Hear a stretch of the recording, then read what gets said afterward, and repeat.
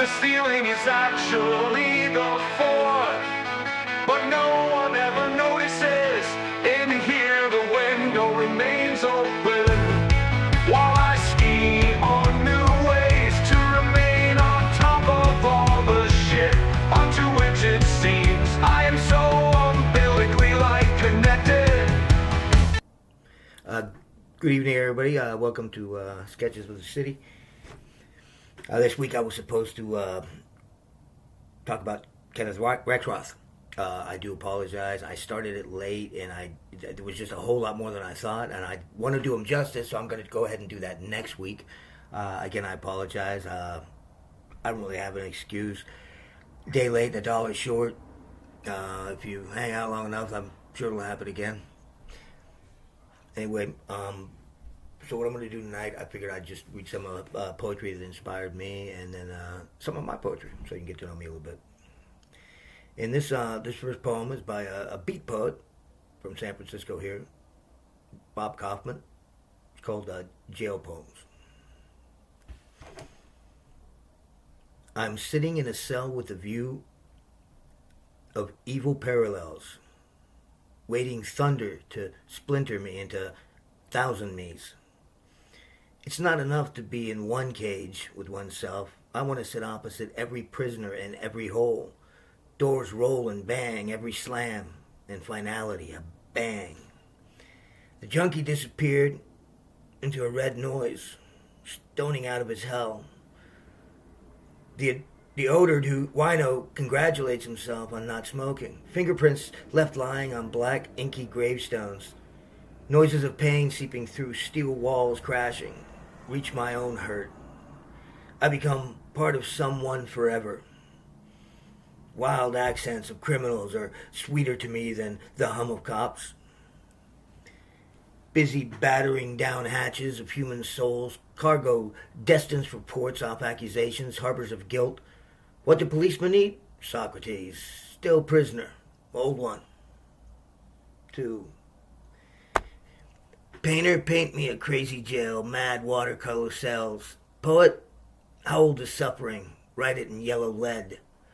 God, make me a spy on my glass ceiling. I need stars now. To lead through this atmosphere of shrieks and private hells, entrances and exits, in, out, up, down, the civic seesaw. Hear me now, always there somehow. That's Bob Kaufman, and the poem again is called Jail Poems, and it's actually a lot longer than that. I didn't want to read it anymore because I thought I was going to start messing it up, to be honest with you. So anyway, Bob Kaufman was a beat poet.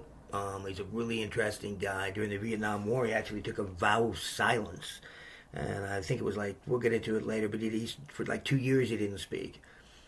I had the pleasure of meeting his wife. This was long after he passed away, and he was just a really interesting guy. We will talk about him on the show. So I'm going to start here with some of my poetry to tell me a little bit. I moved to California here at 17, San Francisco. I fell in love with the place. I've lived a few more other areas, but I always end up coming back here. And the first poem that I'm going to do is it's an old poem. It's probably from 1994, and it's called "Flying," or more appropriately, "Oh Yeah." From time to time, I fly illusion, hang from rooftops and desolate drunk alleyways, cop to jazz and cry ethereal notes of a little nirvana. I want to sculpt the whole shebang, man. I want to see eternity through my blindness. Get my Shangri-La, not now, but right now. I'm the voice you hear, singing madness, praying sadness, and screaming the politic of the insane. I'm not looking for closure. I'm as wide as the ocean, high as the sky. Want to go to Venus on a wet night, crawl inside, see what's really going on. I'm tripping on reality, living on the other side of a dream. Flying through the minds of time, can't seem to forget. Through space and dimension to freedom. And living, laughing, and loving everyone and everything that I can. Oh, yeah. Now, Like I said, I wrote that back in like 1994. I'm just putting a little music in the background so I'm not so creeped out, man, sitting here in silence. I haven't read poetry live in a while. I know this isn't live, but I'm actually recording it live, and I'm not going to go back and edit it or anything like that, because once I start, it'll take forever. So I'm just going to try and roll straight through, unless I mess up really bad. Anyway, that was one of my, I wrote that like 94. I actually started writing young, man. I think I was in 3rd grade. And my dad took all my short stories and put them in a little book, man. It was pretty cool. Lost it, though. I've lost so many poems and short stories and plays over the years. It's not even funny. Anyway, the next one I'm going to do for you is called Market Street. Again, it's an old one from around 1994. Market Street, bloopers in blue uniforms, flat tops and red noses pontificate from soapboxes to cantankerous clowns inciting protest. Bar-brawling streets ignite a haversack generation of tattoos and hypocrites that feast on double shots and cigarettes, trying to control the uncontrollable. Nowhere man struts alone through Jonestown, trips over his tongue while smoking his mind through yesterday's glass pipe of sorrows. Television, coffee bean synergy, reluctant paraphernalia, intravenous meat living to the beat of an empty drum, uttering, sputtering what might have been. Razzmatazz, reactive, inactive, suffering serene serfs raped by the hunger of a lost youth. The sequential runs wild. The freedom bird flies, sing songs for the senseless sing along. Presidents and prisoners have phone sex, equal in the void. The fellatio queen wets her lips, 7 against Thebes.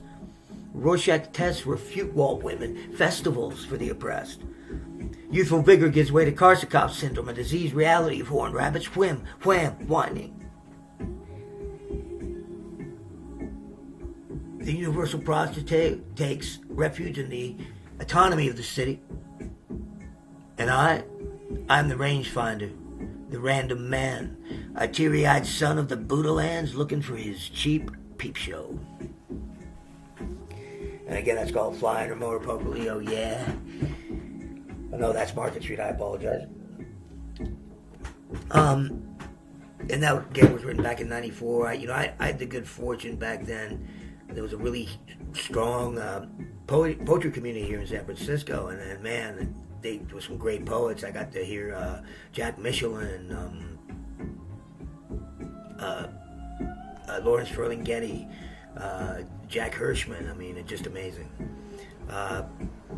Anyway, the next poem that I am going to do, I guess I will do one of my more current poems.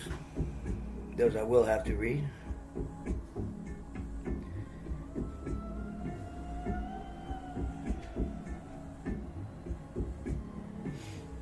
This poem is called There's a Freight Train Coming. Just finished it recently, actually. Everything feels like it takes forever here. The only immediate concern, don't let anyone see your fear. Keep breathing. Steady yourself. Stay on path. This is no revolution. Our fates are in our hands. Inside my head like an echo chamber over which I have no control. Sounds of the day come spiraling through these toxic vibrations continue to whip my soul. This is the village of the damned in real time. A razor's edge which cuts, spins on a dime, exposes rivers of blood drained through tortured veins that excrete these city streets, a dilemma of swelling pains to purpose with stale excess. Time peddles sad odes to the insane. There's a freight train coming. This is the 21st century after all. We are all met on space and lingering our way to adaptation, tossing out centuries of grace. This isn't sadness, it's an evil equation. Each differing motif rarely affects the outcome in any discernible way. Absolutes get lost in translation, from head to keyboard to window, and fly away. The train speeds to the station with barbarous codes and cocaine nose jobs, along with push-up bra poses. The heart speeds up, starts to throb. Don't mistake this for the rapture. You're just enraptured in other things. And quite on par with prior convictions, today is a broke-down, day-glow, wild-eyed, junkie-fried, sad sigh, Brillo-pad cry of a moment in time. It's also unbecoming, so cover your head. There's a freight train coming.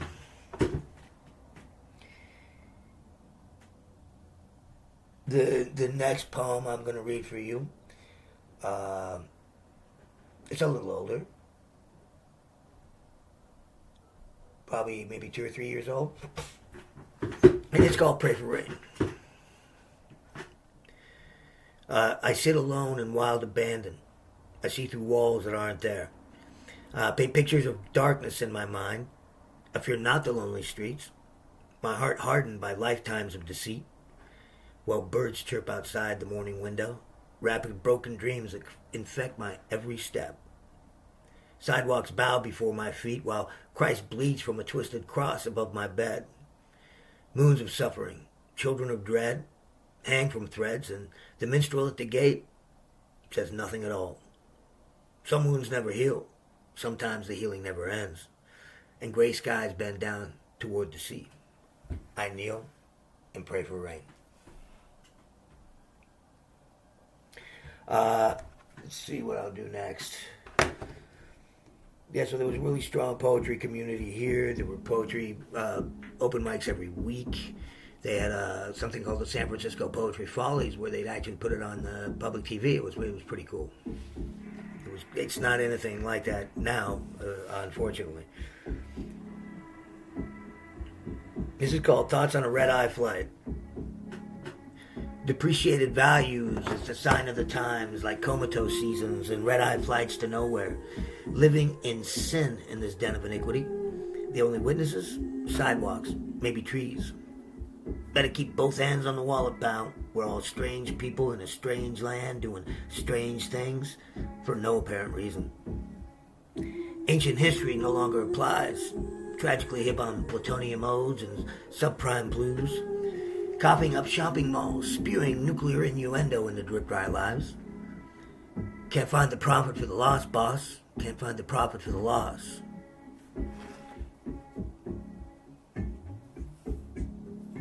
Don't trade the mythos for the logos, man.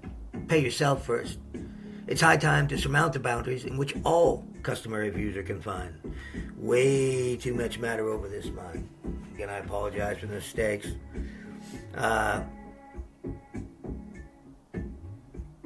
Yeah, so that was like maybe 2 years old.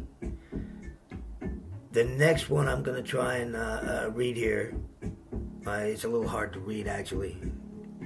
I hope I don't mess it up. It's called Nightmare Headlight Grooves. Somnolent, beady eyes gaze nightmare headlight grooves down mental jazz highways. Fifth gear madness cruise. Curtain call sidewinder fuses free radical hubris that seeps through Narcan nausea, bleaches turbine dirty needle mind breaks, graves of iron lung, coffin spliff lunch steaks, wino cement laden propane chin kecks, write mayhem ghost notes of underbelly angst decks, restrained malice inflates, blood chalice sinew port wines over stealth freak show marble bowled, macabre street gutter fried, all neon eyed and wormhole, fissures and seizures amid holes, mid soul holes. Fresh flavors echo off Pied Piper, pipe plenty. Interconnected and infected syphilis sideshows rumble rock-hard phallus neon diatribes.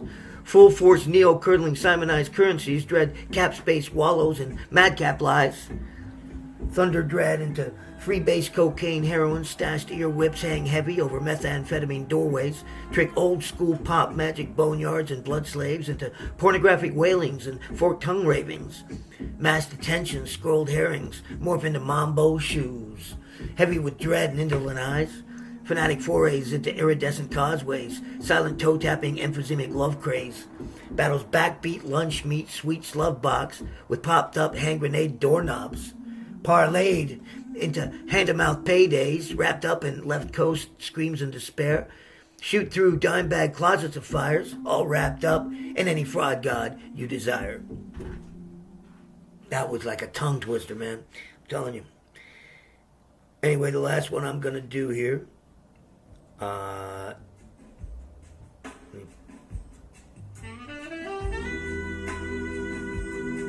going to do the, this is not, I don't know, I would consider this a poem, but I wrote it, so I'm going to read it to you.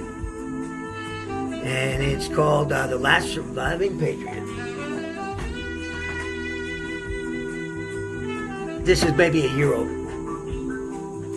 Let's talk about the Second Amendment. I'm all for guns. Legalize them all, I say. Give us all the ability to wage a tactical war on our pathetic reality show watching, stuffy, uptight neighbors who call the cops every time they find you covered in your own vomit, passed out on the oh-so-comfortable Barca lounger that they chose to put out on the porch.